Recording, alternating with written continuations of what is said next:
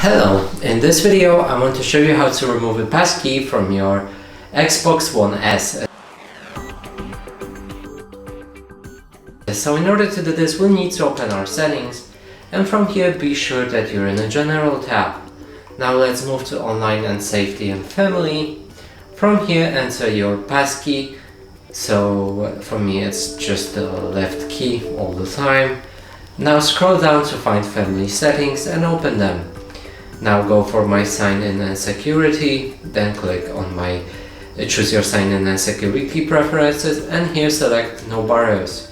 Now if we go back we should have this password removed, and now we can access any settings or play any games without a password needed.